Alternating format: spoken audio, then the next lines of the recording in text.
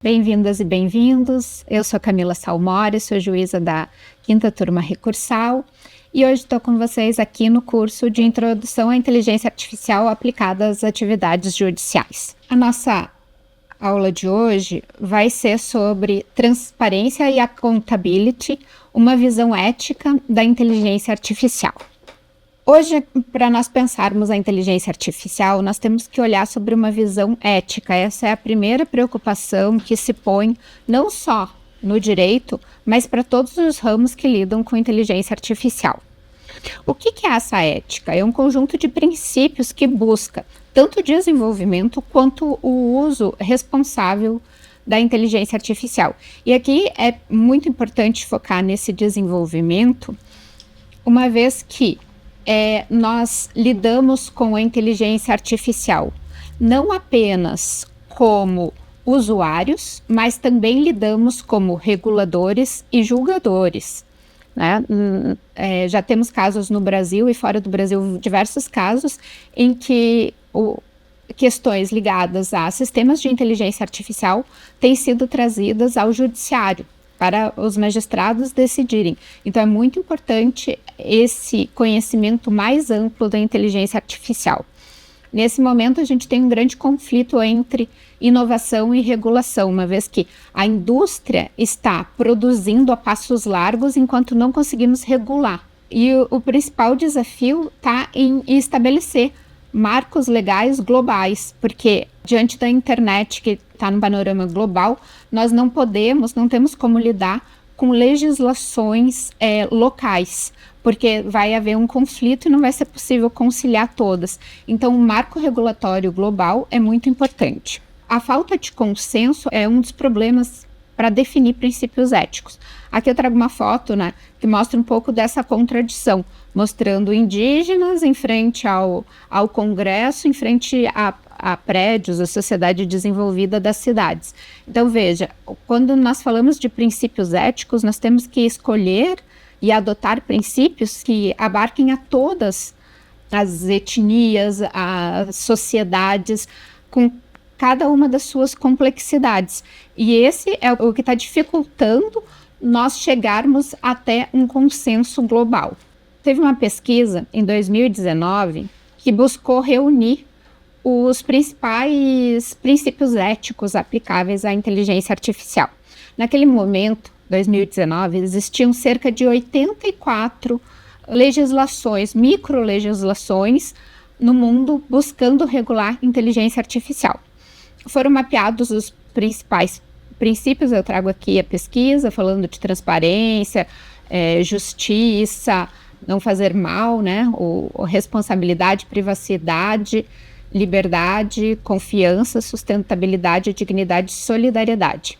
Mas o que é interessante da gente ver, além dos princípios, né, além de quais são os principais princípios que se fala num panorama global, é verificar que hoje nós já passamos de mais de 1.000 regulações. Aqui nesse mapa mostra como essas regulações estão dispersas pelo globo, e nós podemos ver que a cada dia mais regulações surgem sem que a gente novamente chegue a um consenso. E daí essa falta de consenso é que deu origem lá à pesquisa, a tentar entender se todo mundo está falando diferente, quais são os pontos em comum, porque isso é muito importante para um marco global. O principal, quando se fala de inteligência artificial no mundo, o principal princípio é a transparência. E a gente vê aqui uma evolução da transparência, né? O uso dela enquanto princípio. Até 1990, por exemplo, a gente tinha pouquíssima produção, pouquíssima discussão sobre o que é ser transparente. E à medida que a inteligência artificial, os sistemas foram se aprimorando, a gente tem uma grande ascendente. Então, hoje se discute muito sobre o que é transparência, e a transparência chega com várias interpretações e ligadas a uma série de outros princípios. Até voltando um pouquinho ali no nosso slide, ó, quando a gente fala de transparência, nós estamos falando de transparência, mas também de explicabilidade, entendimento, interpretabilidade, comunicação, abertura e demonstração, né? Mostrar o que está sendo feito. Os princípios éticos mais citados, né, como eu disse, são transparência, justiça e não discriminação, autonomia e controle humano, responsabilidade, e mais vou falar de 5, que são os mais falados, mas focando primeiro na transparência. Explicabilidade versus a complexidade da IA. Esse é um dos problemas que a gente tem hoje, porque se busca, né, se almeja que a inteligência artificial seja explicável, que nós possamos dizer como que se chegou àquela resposta. Mas sabemos também que a inteligência artificial é feita com base em cálculos matemáticos, cálculos probabilísticos. Hoje, quando nós fazemos uma pergunta para o ChatGPT ou para o Copilot, para as inteligências artificiais generativas, aquela nossa pergunta, que são um conjunto de palavras, ela é decodificada, ela é vetorizada e transformada em números. Esses números são passados para o computador, que dá uma resposta em número, e novamente isso é vetorizado e chega para a gente em forma de palavras. Nessa conversa, a gente está falando em 2 cálculos matemáticos. E daí, como vem a explicabilidade a partir dessa questão? Então, esse tem sido uma das discussões. Como nós sairmos do campo abstrato dos princípios éticos para a realidade dos desenvolvedores ou para a realidade de nós usuários. Podemos chegar todos à conclusão de que sim, a inteligência artificial tem que ser transparente. Mas se eu sou usuário, o que significa isso para mim? Como que eu sei se uma é transparente e a outra não é? E se eu sou, por exemplo, o administrador do tribunal e alguém me apresenta uma inteligência artificial para usar na prestação jurisdicional, como que eu sei que essa inteligência atende aos critérios do Tribunal de Transparência, aos critérios do CNJ de transparência ou não? Então, essa é a grande discussão. É em cima disso que muitos trabalhos e muito da discussão do marco global está sendo feito. E assim, para não deixar a pergunta sem resposta, um pouco do que está sendo desenvolvido tem sido instrumentos como questionários, frameworks, documentação mínima, para materializar essa passagem da regulação abstrata para a parte prática. Com relação ao princípio de justiça e não discriminação, esse princípio está sobretudo ligado com a questão dos vieses. Nós precisamos ter certeza que a inteligência artificial nos dá uma resposta justa e que não discrimine. E veja que isso não é só uma preocupação do direito. Nós já temos uma série de relatos, de casos, de estudos de inteligências artificiais que discriminam, desde da Amazon com sua contratação, até filtros do Instagram hoje, por exemplo, que não podem ser aplicados sobre a pele negra. Então, há uma grande discussão sobre isso. E no direito mais ainda, como ter certeza que nós vamos tratar, né? Vamos colocar a pergunta para essas inteligências artificiais, ChatGPT, Copilot, Gemini, e teremos uma resposta que não é discriminatória. A autonomia e o controle humano, que até que ponto a IA pode tomar decisões sem uma supervisão humana, não apenas chegar a essa decisão, né, até o jurisdicionado, mas quais são os controles, onde colocamos a supervisão, quando colocamos uma inteligência artificial para trabalhar com processos, para rotular processos, precisa de supervisão humana, como que ela é feita, em que medida? Então, essa é uma questão do controle humano, mas ela também passa para outro aspecto. Se eu sou o tribunal, como eu asseguro que minha inteligência artificial ela está sendo ética? Eu vou fazer auditoria, vou ter auditoria interna. E se eu sou o CNJ, como que eu asseguro que os tribunais estão utilizando de inteligências artificiais éticas também? Auditoria externa, documentação. Então, essas são questões ligadas à inteligência artificial que decorrem do próximo princípio, que é a responsabilidade. Responsabilidade vem de saber quem é responsável.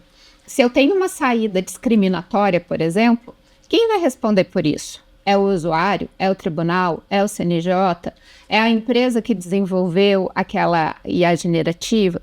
Então, quando eu falo de responsabilidade, quando falamos de responsabilidade de inteligência artificial, estamos falando sobre isso. Saber quem é responsável pelo quê. E quando se fala em transparência, ainda se fala em accountability. A transparência vem dessa explicabilidade, de saber como funciona. Agora, a accountability vem de mecanismos de responsabilização. Então, é a prestação de contas e saber quem responde por essa decisão e, eventualmente, a possibilidade do cidadão contestar.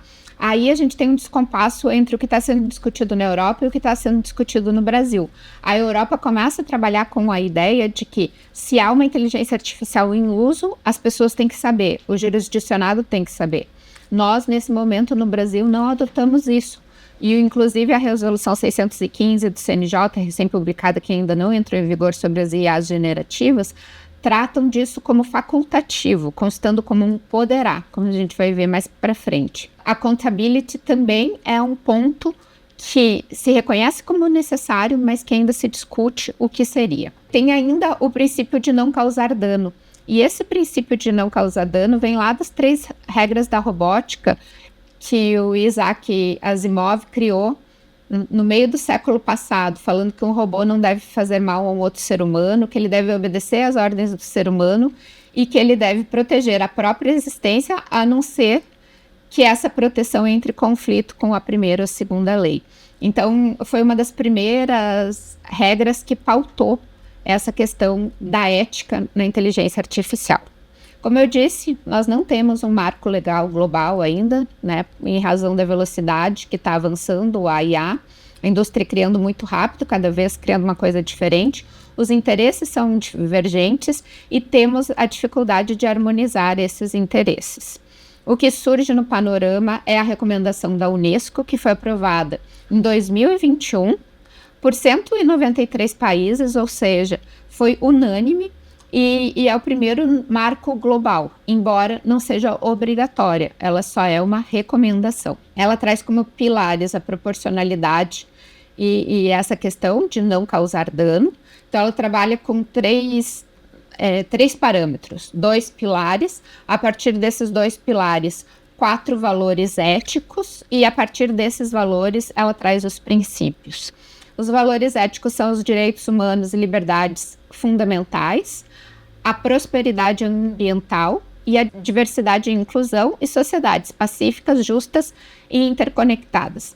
Esses 4 valores desagam em 10 princípios que posteriormente foram resumidos em 7. Segurança, não discriminação e diversidade, privacidade e proteção de dados, supervisão humana, transparência e explicabilidade, responsabilidade e prestação de contas e sustentabilidade. A Unesco tem evoluído nessa questão de instrumentos que a gente falou antes, instrumentos para nós sairmos do ponto de vista ético para um ponto de vista mais prático. E ela desenvolveu já 2 instrumentos, que é a metodologia de avaliação de prontidão e a avaliação de impacto ético. Essa avaliação de impacto ético está bem alinhada também com a resolução 615, que fala de uma avaliação de impacto algorítmico, também alinhado com essas avaliações de risco e avaliações de impacto que estão sendo desenvolvidas enquanto instrumentos.